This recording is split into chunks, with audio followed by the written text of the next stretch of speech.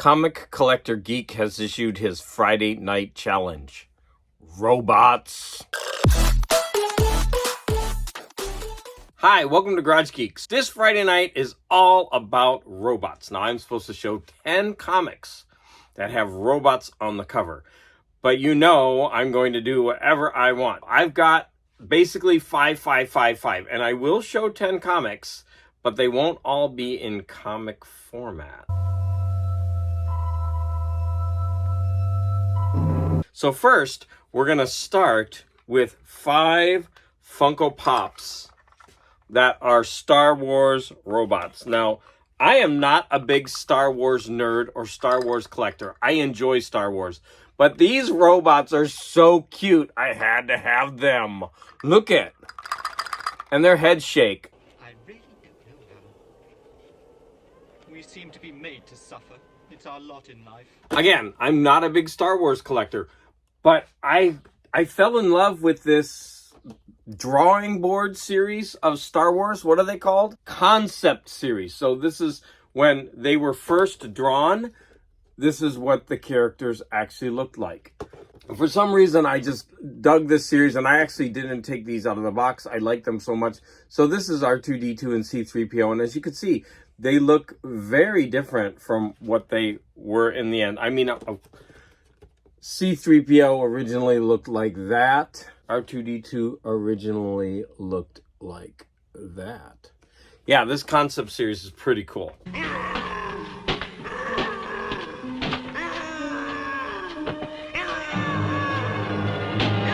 Okay, I'm just going to throw a random VHS in here. Here is Fritz Lang's Metropolis. There you go, VHS.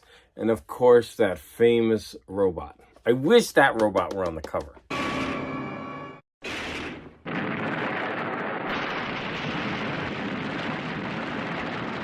Okay, next I'm going to show off 5 comics. Now, I did not troll through my oldies, so these are all more modern comics.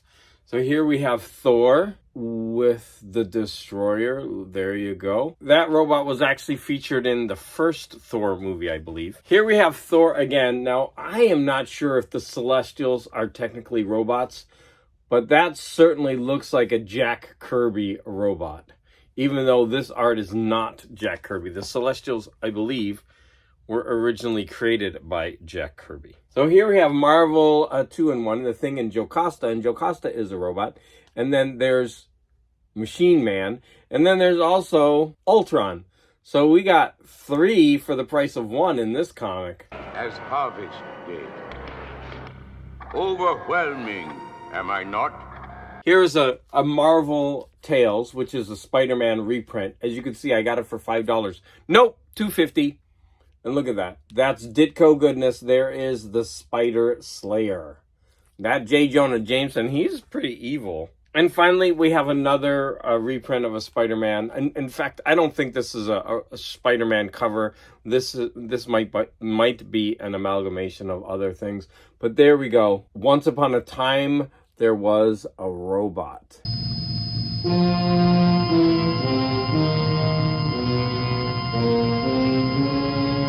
So we're going to take a little break from the comics, and we're going to move to records. So the first one I'm going to show, this is a robot, right? No, that's not a robot, not a fembot. Hello, Mr. Powers. Mr. Powers. Hello, Mr. Powers. Care to have a little fun? Care to have a little fun? I don't know. This movie is called Monster Movie by The Can.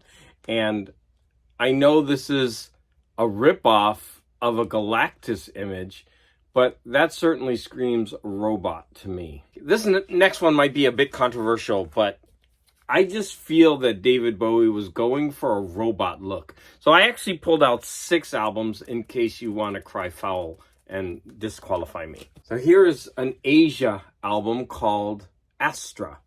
And this is either a human in some kind of wacky suit, but I think it's a robot. If you look at the joints, it's definitely mechanized. I went for robot. That's a pretty cool cover. We've got the classic Alan Parsons Project, I, Robot, which is based on the Asimov books. Robinson, danger! No, Will Robinson! Danger!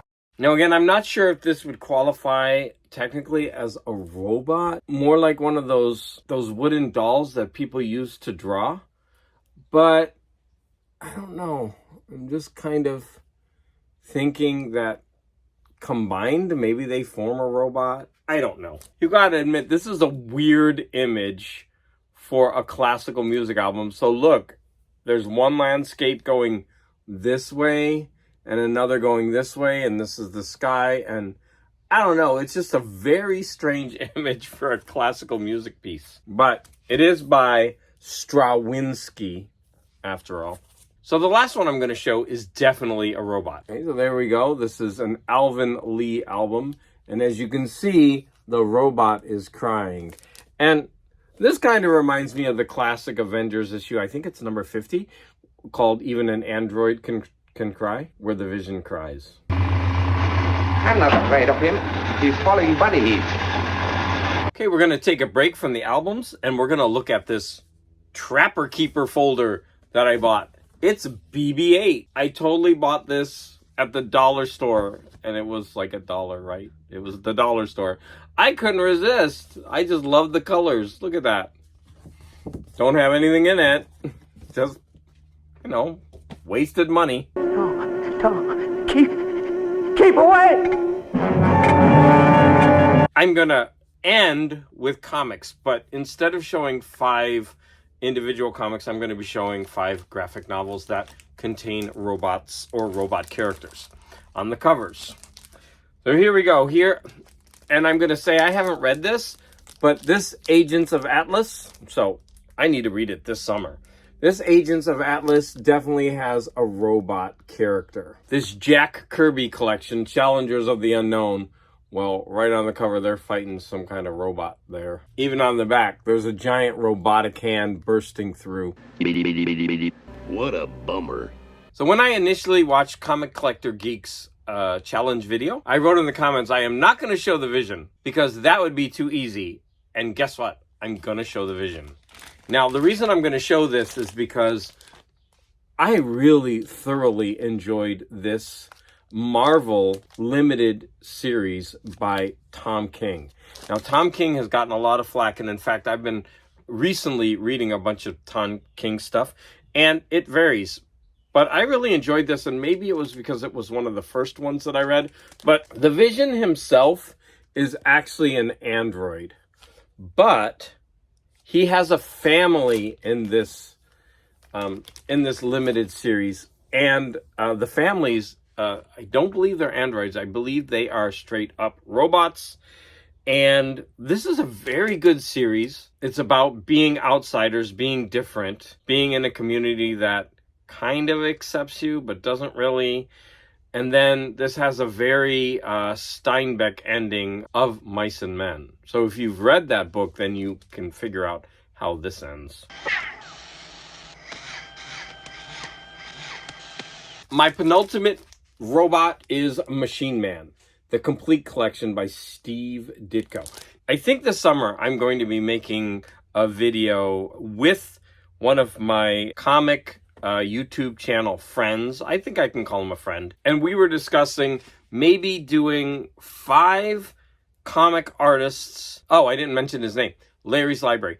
So we were thinking about doing 5 comic artists that we didn't appreciate as kids, but now we do. And Steve did so important in comics, but when I was reading comics, by this time he was near the end of his career, I guess, and I just, as a kid, I did not like his artwork. And this was a series that came out around the time that I was collecting comics. And you can see, so this is the type of art that he actually drew for this. And I think I'm going to include this in my discussion of Steve Ditko as one of those artists that I did not appreciate as a kid, but that I really appreciate now as an adult. And I'm going to read through this one. So look forward to that exciting stuff happening.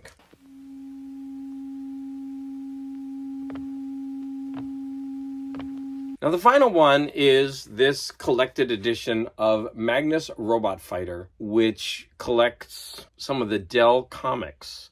Now, recently, within like the last 2 years or so, I've been trying to pick up as many painted covers as possible from the Dell Comics. Now, Dell Comics was not something I collected as a child, but now I really, really appreciate the artwork on these.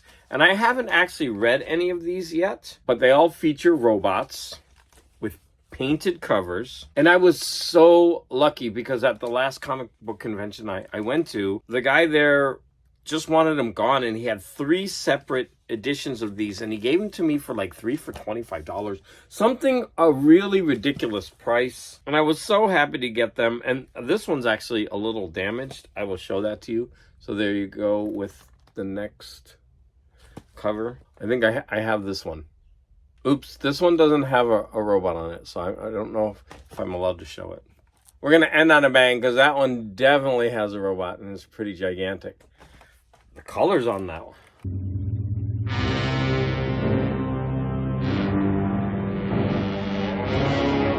So this one is only volume 1, and then when I got this one, it was a little bit like it was all ripped up here. But you know what? I'm okay with that for the price I got it, and I just appreciate having this collection in my collection. And like I said, I only have 3 of these Dark Horse books, but I am on the lookout for more. And of course, I'm on the lookout for the single issues.